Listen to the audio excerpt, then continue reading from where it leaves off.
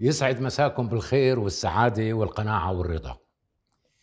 كنا عايشين براحة، لا قلب يحزن ولا عين تدمع. وإن حكيت بصراحة الجهل أحيانا على عيبه بينفع. ما كان عندنا محطات فضائية ولا تلفزيون ولا قنوات، ويلي عايش بالإيمرية ما بيعرف شو صاير بالقنوات. لا تقولوا عني متخلف وجاهل، ما عاد إلي مراق بالأخبار، ولا بدي أعرف شو اللي حاصل، ولا بدي أدرب شو اللي صار، ولا بدي أسمع مشاكل، ولا بدي أسمع أسرار، ولا بدي أسمع خبر عاجل، ولا محلل استراتيجي سرسار، ولا بدي أشوف قائد عسكري مناضل، ولا لواء متقاعد طيار، ولا مفكر إسلامي عم يعامل هالناس وكأنهم كفار، ولا بدي أشوف صحفي مراسل عم يبث من بيته بأرض الديار، ولا بدي اتفرج على الاتجاه المايل عم يطرح مواضيع كبيرة على ضيوف صغار، ولا بدي اعرف هالزعيم فايق ولا نايم، ومين ودع ومين استقبل من المطار، ولا بيهمني اسمع حديث المذيعة مريم للضيف ازدهار، ولا بدي مين يقول لي شو اطبخ الاسبوع القادم، وكيف اقلي بيض واعمل لبن بخيار، وما بدي اسمع عن البطاقة الذكية والقسايم والناس ذبحها فقد المواد وغلا الأسعار،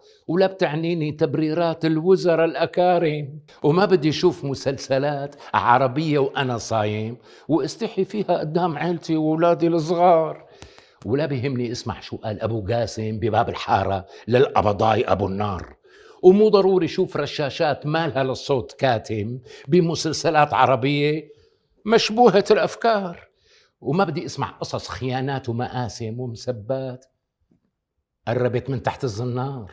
هذا بيقول له يا واطي برد له يا عاطل، وبيتبادلوا الشتايم ورخص وبذاءة وسوقية بالحوار، ومدافع بمبكشن على الكتف ما لا لازم، وشخصيات عم تتناطح مثل التوار، نصوص خيالية كلها مزاعم ولقطات مقتبسة من الأفلام حرفيا بالمسطرة والبيكار. مفاهيم هالمسلسلات بتكرس العنف والحقد المتراكم، والممثلين مضطرين يقبلوا بهالأدوار، وما بنقدر نلومهم ونهاجم لأنه الفنان مو هو صاحب القرار.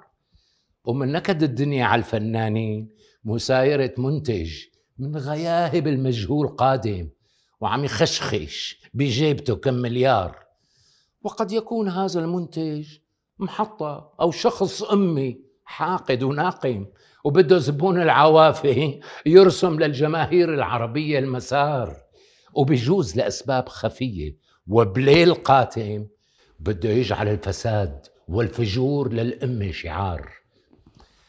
والأغرب بهالمسلسلات أن المشاهد عم يكره المظلوم وعم يحب الظالم، وعم يخلوا هالجيل يتعاطف مع الأشرار، وصار اللي آخذ دور الغدار أبو الجماجم بنظر الناس بطل، والشريف الآدمي صار حمار. وبصراحة يعني ما ارتحت لأسلوب المنتج المقاول يلي بده يجمع بعمل بيئي ممثلين من كل الأقطار. هذا سوري، مرته مصرية، ابنهم لبناني، أخته خليجية، واللهجة ضايعة المعالم، وصار مضحك بيناتهم الحوار. وما بيجوز يكون هدف الفن تحصيل المغانم، وما بيجوز تسود عقلية التجار. رسالة الفن تقديم التسلية والفائدة والمعنى الملائم والمنسجم مع اهتمام الناس كبار وصغار، وبهالصورة بيكون عم يساهم بوظيفته الحقيقية بهالمضمار. ولازم يبتعد عن تقليد الأعاجم ويتكيف مع طبيعة الشرق ويحاول الابتكار.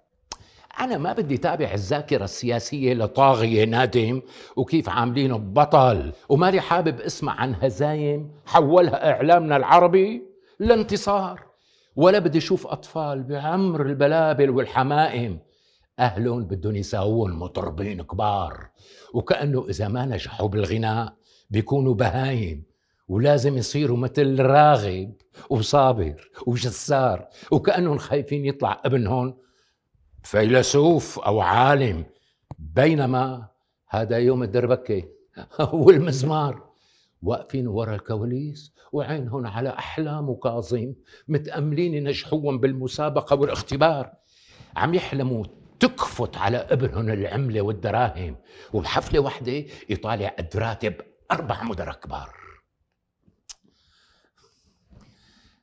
أخي أنا ما بدي ساير وجامل، عفن قلبنا من هالأخبار.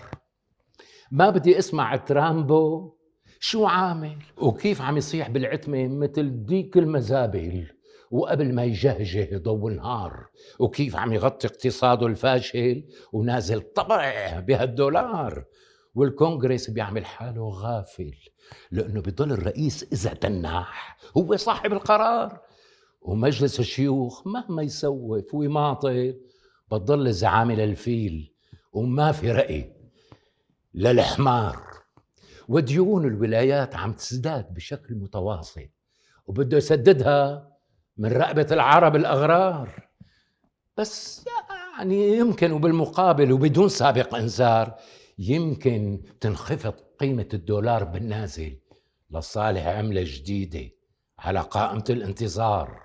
ومن الغرابة كل طاغية وقاتل مو بعيدة يمنحوه نوبل أو أوسكار، والشعب الأمريكي مو سائل ولا بيعرف بالسياسة، الفقوس من الخيار بيحوم على السطح مثل البعوض الخامل، ما بيتعمق بالأغوار.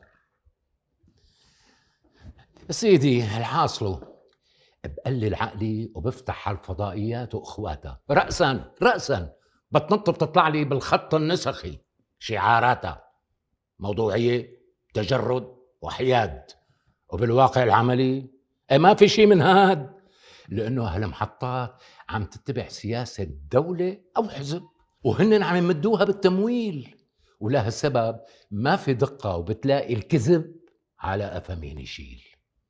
وبالقفلة بدهم من هالشعب ينساق ويصدق هالتضليل، وصارت المحطات كتيرة مثل الفطر، وفي عشرات محطات لكل قطر، والمحطات المحترمة قليلة ومندور عليها بسراج وفتيلة. طيب إذا قلنا لإيضاح المسألة الممولين والمحطات المنتجة هن الأصل والأساس، صارت معروفة المعادلة، السمكة أول ما بتفسد من الرأس. مل قلبي من هالمهازل وما كان يجرفني التيار، وللأمانة أنا كتير من هالمحطات متزاول وما عاد بدي أركب هالقطار. وميت الله تطهير الحمام الزاجل، لو بيعرف إنه رح يكون ناقل للأخبار المعتة ما كان طار. بقى خلوني بالمستقبل متفائل وخلوا البسمة بتمي 3 شبار.